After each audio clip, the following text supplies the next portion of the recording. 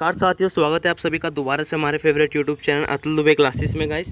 तो चलिए आज बात करते हैं आज के करंट अफेयर के बारे में, जो कि मोस्ट इंपॉर्टेंट है, जो कि 1 मार्च से लेकर 7 मार्च तक की मोस्ट इंपॉर्टेंट करंट अफेयर है। इसका हमने पहला एपिसोड अपलोड कर दिया, जो कि आपने काफ़ी अच्छा रिस्पॉन्स दिया था।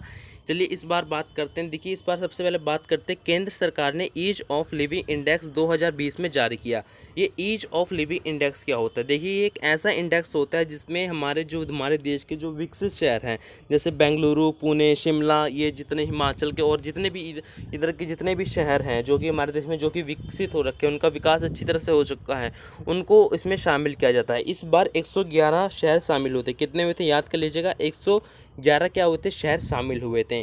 और इनका जो इंडेक्स है वो कौन निकालता है? इनका इंडेक्स हमारा शहरी विकास मंत्रालय यानी मिनिस्ट्री ऑफ अर्बन एजुकेशन इनका इंडेक्स निकालता है। और इन शहरों में ये देखा जाता है कि किस शहर की स्वास्थ्य व्यवस्था, वहाँ की इनफैक्ट वहाँ के जो मतलब वहाँ के लोगों का लाइफस्टाइल, वहाँ के लोगों का खान पान कैसा है, वहाँ का पर्यावरण कैसा है, वहाँ का मतलब मैन्युफैक्चर कैसा है, वहाँ से कितनी जीडीपी भारत को मिल रही है, जो कि भारत की ऊपर हो रही है जीडीपी। तो वहाँ से मतलब सब कुछ एकदम टोटली देखा जाता है कि वहाँ कितना सारा इन्वेस्ट, कोई इतना साफ़ सुथरा शहर है, तो ये सारा वहाँ पर देखा जाता है। तो इस साल 2020 में कौन से दो शहर हैं सबसे ऊपर आए हैं? सबसे ऊपर है बेंगलुरु और शिमला, ये दो पहली बार आए कि एक साथ दो शहर आए हैं। और दूसरा है भुवनेश्वर आए हैं। इसकी जो शुरुआत थी, इसकी शुरुआत 2018 में शायद की गई थी। हाँ, इसकी शुरुआत कब की गई थी? 2018 में, याद कर लीजिएगा। इसकी शुरुआत 2018 में की गई थी, ये जो इंडेक्स निकालने की शुरुआत थी। और इन जो शहर है, इनमें ये खासियत है कि इनमें 10 लाख से ज़्यादा जनसंख्या वाले ये शहर रखे जाते हैं, या 10 लाख से कम जनसंख्या वाले शहर रखे जाते हैं। तो आई होप आपको समझ में आ गया होगा ईज ऑफ लिविंग इंडेक्स क्या होता है।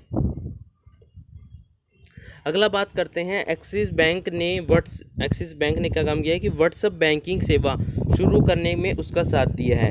अभी जैसे आप देख सकते हैं कि पेटीएम, फ़ोनपे, यूपीआई और जितने भी हमारे प्लेटफॉर्म है, जितने भी हमारे पेमेंट के लिए ऑनलाइन प्लेटफॉर्म है, उन सभी के साथ एक नया वो आ रहा है, व्हाट्सएप पे। ये व्हाट्सएप पे क्या है, ये देख सकते हैं। जैसे आप व्हाट्सएप में बात करते हैं, तो आप बात करते करते अगर आपको किसी को पैसा देना है, तो आप ऑनलाइन व्हाट्सएप पे के द्वारा दे सकते हैं। ये अभी भारत में लॉन्च नहीं हुआ है, लेकिन अभी कुछ देशों में लॉन्च हो चुका है, अभी भारत में भी ये लॉन्च होने वाला है। तो इसमें कौन सा ऐसा भारत का बैंक है जो इसमें इसका साथ दे रहा है? तो एक्सिस बैंक है, जो कि व्हाट्सएप पे में साथ दे रहा है। मतलब उसकी सेवा, उसकी जितने भी मनी उन्हीं, कैसे लोगों को जोड़ना है, कैसे ज़्यादा से ज़्यादा मतलब लोगों के साथ अपना ये व्हाट्सएप पे के साथ जोड़ना है। जैसे पेटीएम के साथ बहुत सारे लोग जुड़े हैं, तो वैसे ही व्हाट्सएप के साथ बहुत सारे व्हाट्सएप पे के साथ लोगों को जोड़ना है। तो ये इस काम कौन कर रहा है? एक्सिस बैंक कर रहा है। ये भारत का ऐसा पहला बैंक है जो कि व्हाट्सएप पे के साथ उसका मतलब काम करने में उसका सपोर्ट कर रहा है। तो याद कर लीजिएगा, व्हाट्सएप पे की सेवा लॉन्चिंग करने में भारत का एक्सिस बैंक उसके साथ दे रहा है। अगला बात करते हैं, विराट कोहली के इंस्टाग्राम में 10 करोड़ से भी ज़्यादा फॉलोअर हो चुके हैं। अभी हाल में जो हमारे इंडियन क्रिकेट टीम के जो कप्तान है विराट कोहली, उनके इंस्टाग्राम में 10 करोड़ से भी ज़्यादा यानी 100 मिलियन फॉलोअर हो चुके हैं। यानी आप मान सकते हैं 100 मिलियन क्या हो रखे हैं, फॉलोअर हो रखे हैं। और ये विश्व के पहले ऐसे क्रिकेटर बन गए हैं जिसके इंस्टाग्राम में 100 मिलियन फॉलोअर हैं। और एशिया के भी और भारत के भी ये क्या बन गए हैं, क्रिकेटर बन गए हैं। भारत के तो कैप्टन ही आए, लेकिन एशिया विश्व के ऐसे पहले क्रिकेटर बन गए हैं। बात करें इंस्टाग्राम में सबसे ज़्यादा फॉलोअर किसके? क्रिस्टियानो रोनाल्डो के हैं, आपको पता ही होगा, फुटबॉलर हैं। रॉक के हैं, फिर लायनल मेसी के हैं, फिर न्यूयॉर्क के हैं, फिर विराट कोहली के। तो हमारे विराट कोहली किस नंबर में आ रहे हैं? आप देख सकते हैं 5th नंबर में हमारे विराट कोहली आ रहे हैं। तो आपको ये पता होना चाहिए कौन कितने नंबर में क्या है। और अभी अभी हाल में विराट कोहली ने 10 करोड़ से भी ज़्यादा अपने फॉलोअर को पूरा कर लिया है। अगला चलते हैं, 28 फरवरी को पूरे भारत में राष्ट्रीय विज्ञान दिवस मनाया गया। अभी के हाल में क्या हुआ, 28 फरवरी को पूरे भारत में क्या मनाया गया? राष्ट्रीय विज्ञान दिवस, जो कि सीवी रमन द्वारा एक खोज के लिए करा जाता है। इसकी जो सीवी रमन ने एक खोज की थी, जो कि 1927 में की थी, और जो उन्होंने खोज की थी उसके लिए उन्हें 1930 में एक नोबेल पुरस्कार भी मिला था। तो 28 फरवरी 1927 को उन्होंने खोज की थी, वो खोज थी बहुत सफल हुई थी। उस खोज के बारे में मैं अगर आप नीचे कमेंट करेंगे तो उसके जो उन्होंने इन्वेंशन किया था उसके बारे में मैं वीडियो जरूर बना दूंगा। तो 28 फरवरी को क्या हुआ था, पूरे भारत में राष्ट्रीय विज्ञान दिवस मनाया गया था। ये इसलिए कहा जाता है क्योंकि विज्ञान के प्रति लोगों को जागरूक करने के लिए ये 28 फरवरी को विज्ञान दिवस मनाया जाता है। और ये किस लिए मनाया जाता है कि सीवी रमन द्वारा एक फिजिक्स में एक नाम है, मतलब क्रैप्टन करके कुछ नाम है, तो उसके उन्होंने इसकी खोज की थी, तो उसी द्वारा इसके ये 28 फरवरी को इसका राष्ट्रीय विज्ञान दिवस मनाया जाता है। अगला एक और डेट के रिलेटेड बात कर लें कि 4 मार्च को राष्ट्रीय सुरक्षा दिवस मनाया जाता है। क्या मनाया जाता है? 4 मार्च को राष्ट्रीय सुरक्षा दिवस मनाया जाता है। और इसकी स्थापना कब हुई थी? 4 मार्च 1972 को हुई थी। ये राष्ट्रीय सुरक्षा दिवस क्या होता है? एक ऐसा दिवस होता है जिसमें हमारी सेफ्टी के लिए हमें जागरूक करने के लिए होता है। मतलब आप रोड में चल रहे हैं तो आपको अपनी सेफ्टी खुद करनी चाहिए। आप कार चला रहे हैं तो आपको सीट बेल्ट बांधना चाहिए। बाइक चला रहे हैं तो आपको हेलमेट पहनना चाहिए। तो मतलब आपको अपनी सेफ्टी खुद करनी चाहिए। और इसकी स्थापना कब हुई थी? 4 मार्च 1972 को। और लोगों को जागरूक करने के लिए 4 मार्च राष्ट्रीय सुरक्षा दिवस मनाया जाता है। और फाइनली आपको समझ में आ गया होगा। अगला देखते हैं 6 मार्च 6 सॉरी 6 अगला करंट अफेयर में 6 मार्च पढ़ो। भारत ने फिलीपींस के साथ ये मोस्ट इंपॉर्टेंट है। भारत ने फिलीपींस के साथ ब्रह्मोस मिसाइल तथा अन्य उपकरणों के साथ रक्षा समझौता किया। अभी हाल में क्या हुआ है? भारत ने अपना जो रक्षा मतलब दूसरे देशों को अपना मिसाइल ये सब करना, ये सारा भारत ने अभी तेज़ी से करना शुरू कर दिया कि मतलब दूसरे देशों को अपनी मिसाइल प्रोवाइड कराना।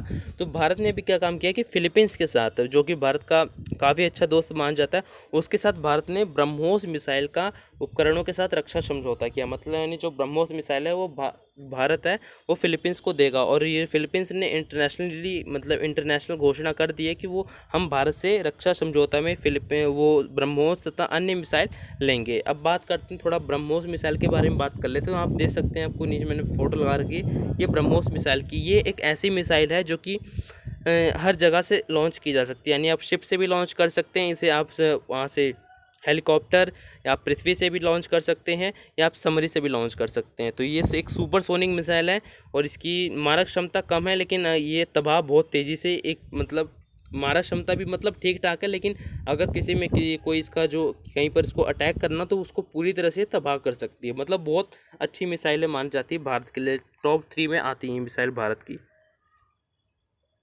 अगला बात करते हैं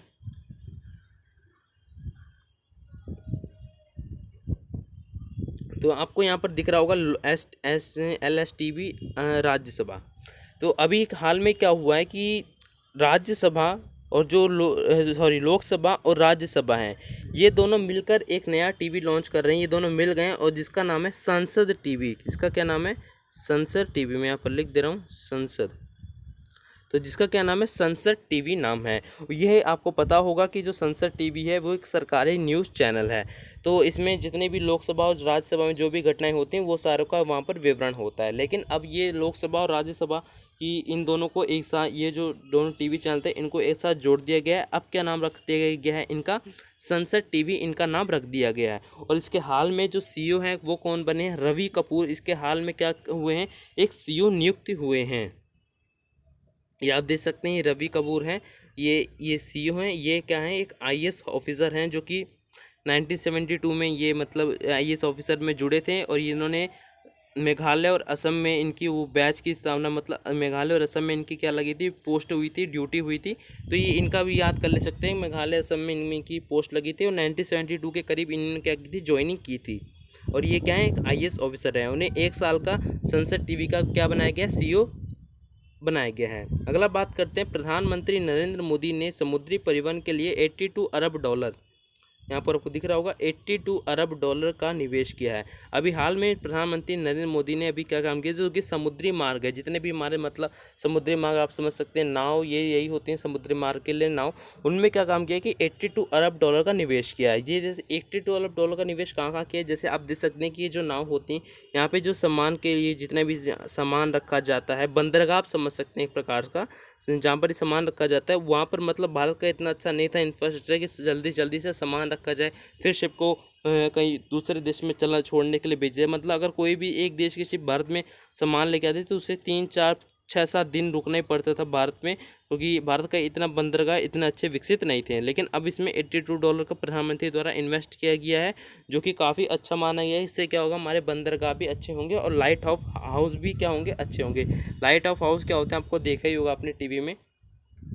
ये लाइट ऑफ हाउस होते हैं जो कि शिप को, अगर कहीं भी शिप घूम जाती है या मतलब बंदरगाह के पास आ रही होती है तो उसे मतलब क्या दिखाई जाती है, एक रोशनी दिखाई जाती है। लेकिन भारत के पास जो भी लाइट ऑफ हाउस है उनकी मतलब रोशनी है वो कम दूरी पर है, कोई कहीं तो ख़राब हो रखे है, तो वो मतलब ठीक करना, उनको नए लगाना, ये सारा इनमें क्या होगा, 82 अरब डॉलर का यहाँ पर इन्वेस्ट किया गया है। अगली बात करते हैं,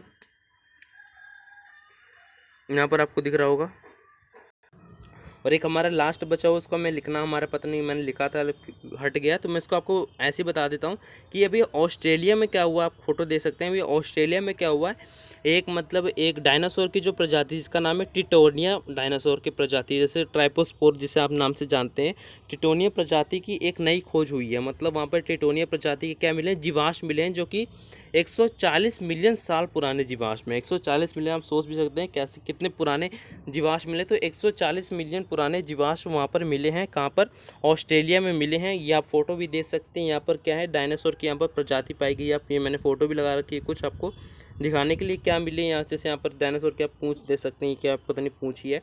तो ये आप वहाँ पर क्या मिली, ये ऐसे मतलब डायनासोर के बहुत सारे जीवाश्म मिले हैं जो कि 140 मिलियन साल पुराने हैं।